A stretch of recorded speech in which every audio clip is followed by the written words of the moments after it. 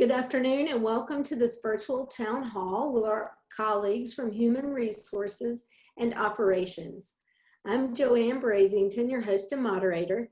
This event is supported by the Offices of Marketing and Communications and Information Technology Services. Joining me are panelists, Dr. Naif Samhat, President, Chris Gardner, Chief Financial Officer, and Chi Lee, Director of Human Resources. To practice social distancing, all of the panelists are participating remotely from individual workstations and locations. Today's event should last about 30 minutes. If you cannot stay with us for the entire town hall, look for the recorded session and a transcript at wofford.edu/coronavirus. President Samhat will give brief opening remarks, then we will answer pre-submitted questions first, followed by live questions. Please use the Q&A feature on your Zoom window to do that. Let's begin. President Samhat. Thanks, Joanne, and these will be brief.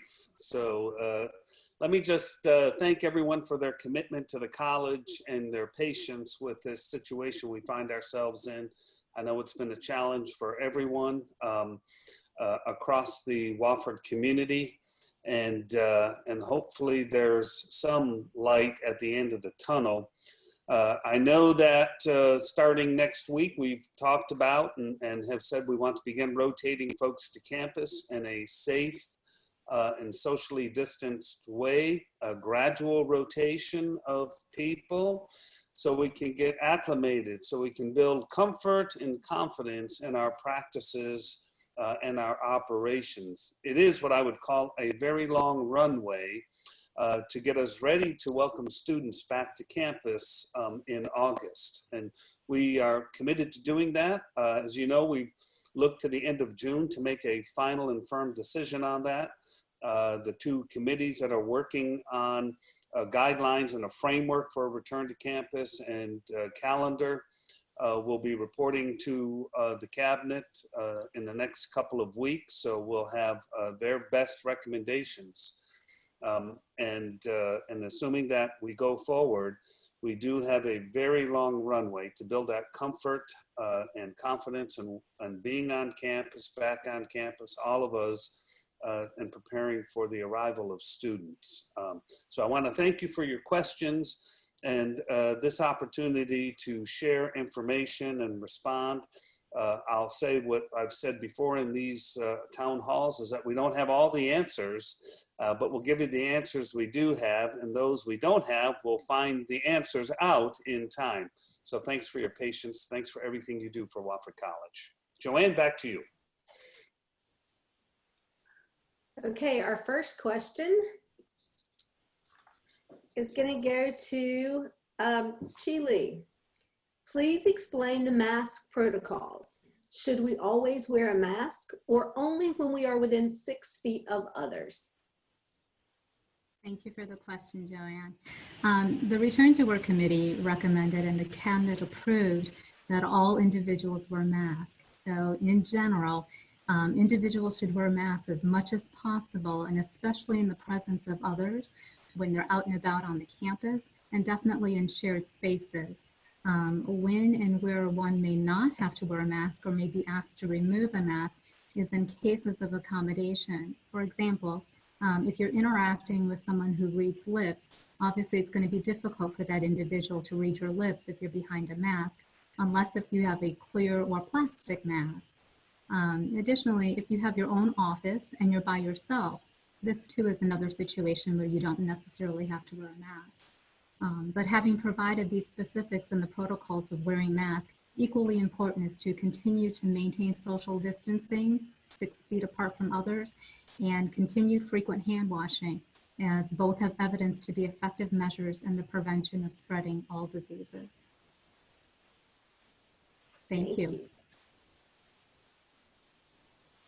How can we prevent students from coming to class sick and making others sick as well? Naif, would you handle this one?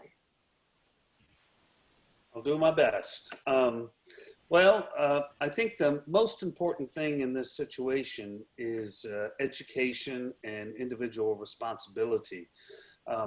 As Chi noted with the mask, wearing masks and social distancing. I mean, these are things we as individuals have to assume responsibility for the greater good. In the case of this specific question in students, we need to educate them on the perils of leaving their room sick, the perils of exposing themselves to others if they are not well.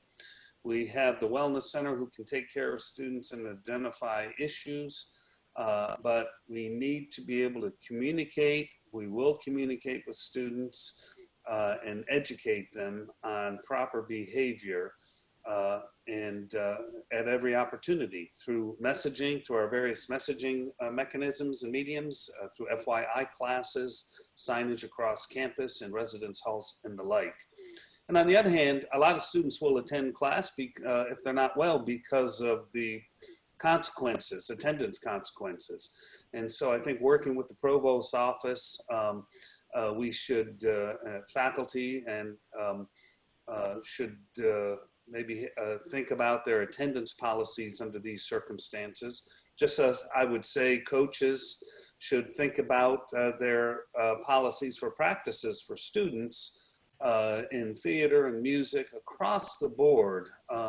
We need to create an environment where we can be flexible and accommodating, not only for faculty and staff and coaches, but also for our students, especially if they're not well.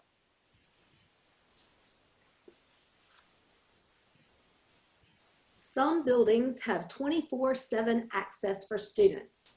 How will these areas be handled to ensure health and safety? Chris Gardner, would you take that one?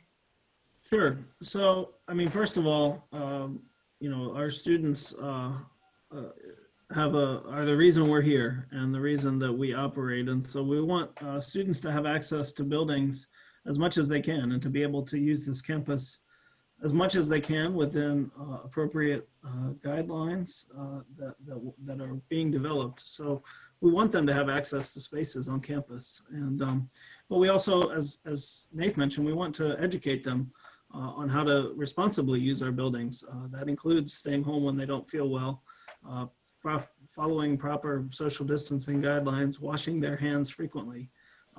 Obviously, every area is different, and if there's a specific concern or area that someone wants to raise, I would encourage anyone to reach out to the working group chaired by Dan Dieter. I believe Tim Schmitz is also represented on that group. There's a number of members of that group, so I would encourage you to reach out to that group if you have specific concerns that you think they should be considering as they develop our guidelines for returning to campus.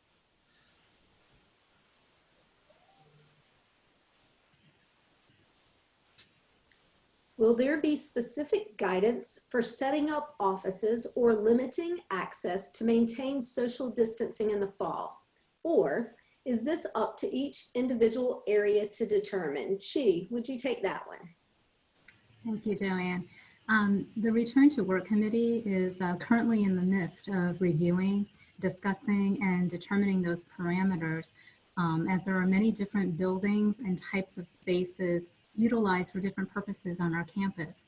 So as such, some of those spaces may require the college to manage and implement social distancing or accommodation measures for all, while other smaller or office spaces may be at the discretion of VPs and immediate supervisors working directly with staff to implement. In those cases, clearly the college would still expect that supervisors and employees maintain measures of social distancing, however, are afforded flexibility in how they implement those measures, as those smaller spaces and office spaces may be unique to those individuals or the work that they do. Thank you. Chris, this one's going to be for you. Please share an update on the CARES Act funding. Have all of our students received their assistance checks? Do we still have students with unmet need? Sure. So we have distributed all of the CARES Act funds at this point. We had about $553,000 that were, or $551,000 that was allocated from the Department of Education to distribute in cash grants to students. We distributed those funds in 2 rounds, and the first round was a grant to our students with the greatest financial need, and then we had an application process for students to also apply who may not have been in that initial round. And so over the course of that process, we distributed funds to about just fewer than 500 students. So on average, a little over $1,000 per student that received the funds. And so hopefully those checks should be in everyone's hands. They were distributed by our office before Memorial Day. As far as the question about students with unmet need, I would never be in a position, I don't think, to suggest that we have 0 students with unmet need in any circumstance. We work hard to meet those needs, both in terms of financial aid and other needs, whether that's food insecurity, whether that's financial insecurity. And so we have distributed funds from other sources on campus, even before the CARES Act was available as a funding source, and continue to do that for students that have needs. And then we're also actively working to raise funds to support a new pool of financial aid for students whose families have experienced changes in their financial circumstances as a result of the COVID-19 situation.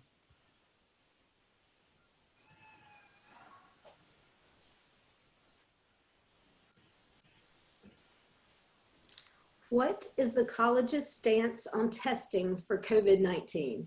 Naif. A great question that comes up often. The CDC and WHO have not yet come out on with the policy or guidance on testing people who are well. I know the state is expanding their testing, but it's still not sufficient, both in the state and throughout the nation. The DHEC and the South Carolina Commission on Higher Education actually discussed this just, I think it was last week, and noted that testing actually wasn't necessary, wasn't one of their guidelines or practices that they were recommending, largely because you would need to be tested daily. People who are tested one day might as negative might be positive the next, or there might be false positives and false negatives, which are still too common. In fact, what they said, this recommended basic practices of hand washing, social distancing, wearing masks. If you're not well, stay at home. There are other things we might do, such as temperature taking. So there are a wide range of options in place of testing that we will look at. We are consulting with public health officials and, of course, legal counsel to make sure that what we do is appropriate for the community and the individual. On the forms, we have those forms that we've asked people to complete. One mandatory, one voluntary, and those are entirely consistent with Department of Labor guidance, CDC guidance, and DHEC guidance in terms of the mandatory questions. And we hope people will supply voluntary information. It's all absolutely confidential and to ensure the safety and well-being of the wider workplace. So as far as other recommendations and guidelines, our committee, again, led by Dan Dieter, as Chris mentioned, is working on it, and we'll expect to have a good set of robust recommendations in June as we prepare for students to come back to work.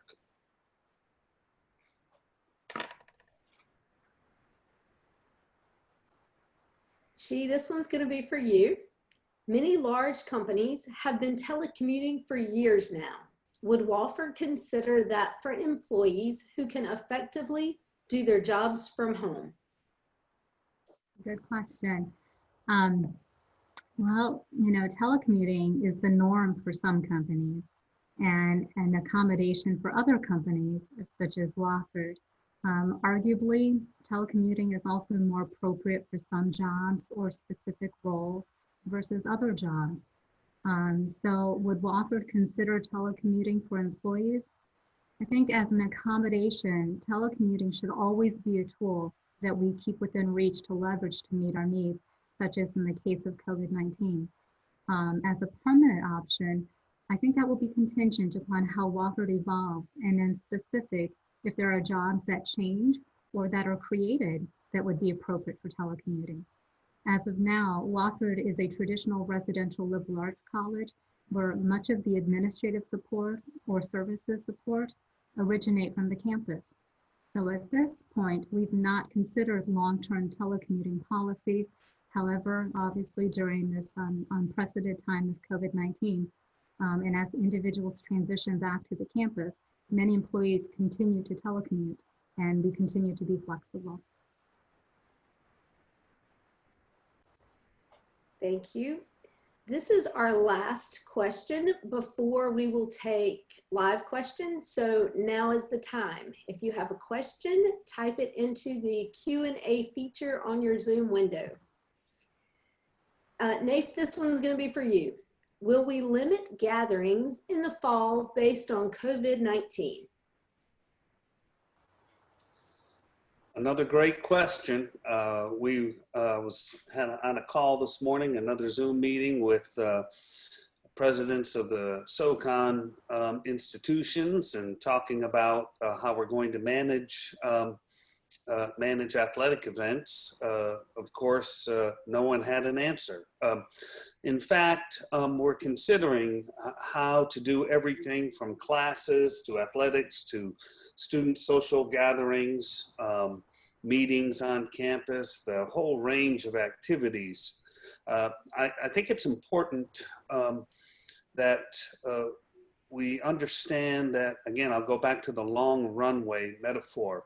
We have several months to get acclimated to being together on campus. I think we have lots of time between now and the start of the academic year that we'll learn a lot more. We are committed to not putting anyone, in, faculty, staff, student, coaches, in any jeopardy in terms of their health and well-being.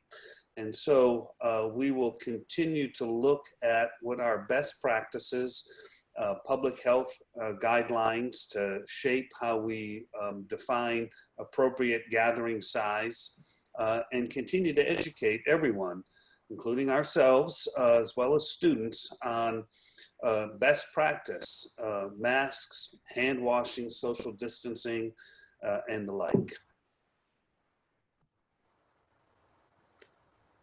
Okay, great. We have some questions. The first, and this I think we'll start with Chris Gardner, but Nath, you might want to chime in afterwards. The events at Furman are distressing.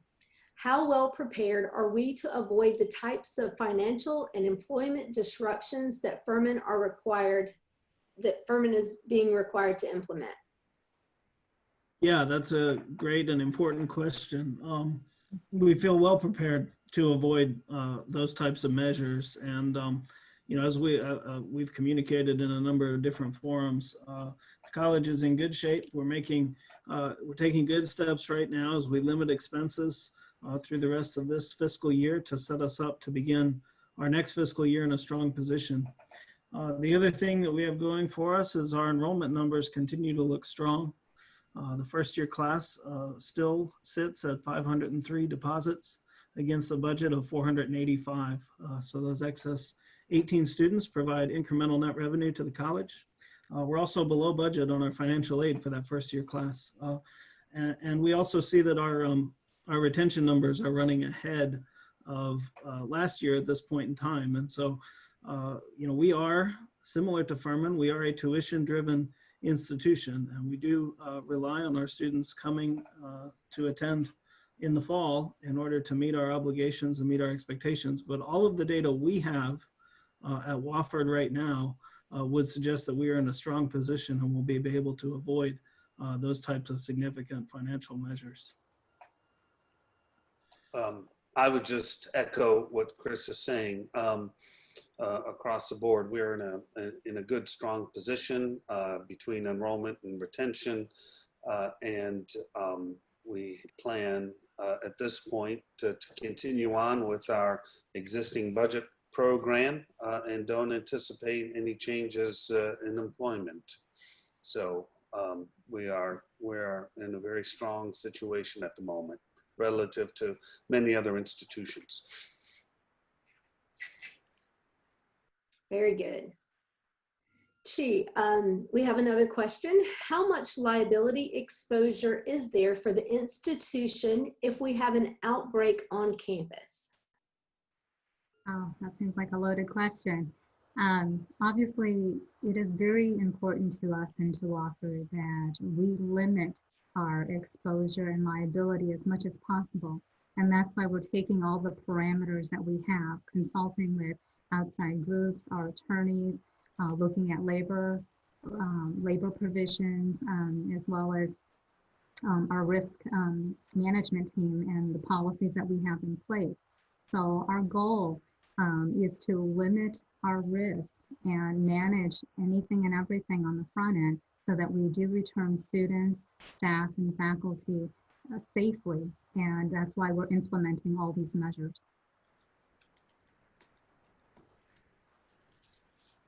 All right, next question. And we'll start with Chris, but Naif, if you want to chime in as usual, go right ahead.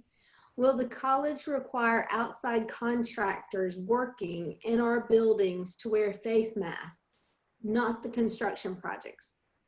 They are not currently doing this. So I just want to address the construction question, part of that question first. So this week, Robbins and Morton did implement a policy that workers on their construction sites are expected to wear masks when working on the site. Now, I'm not personally walking around to make sure that they're doing that, but just this week, I know that earlier they were not doing that, but this week they have implemented that policy. And I think that as far as other contractors, I'm sure Naif will jump in, but I think that will be, we'll look for the recommendation from the working group, but I imagine we would expect third parties on our campus to adhere to the guidelines that we ask our employees to adhere to. Yes, I think especially on the inside of our buildings, absolutely. Okay, Naif, another question for you. When do we expect a written plan? You are all discussing return in August, but actually some students are returning next week to live and work in labs. We've had students on campus throughout the spring, a small number of students. And our expectation is that we will have a limited number of students coming onto campus. Those who are working, doing collaborative research, the provost has worked with the faculty to outline the expectations and guidelines. Those guidelines that we have distributed apply to everyone on campus who are working in labs and such. We expect to have a plan, a formal kind of drafted plan, which coming out of the recommendations from the two working groups will be later in June.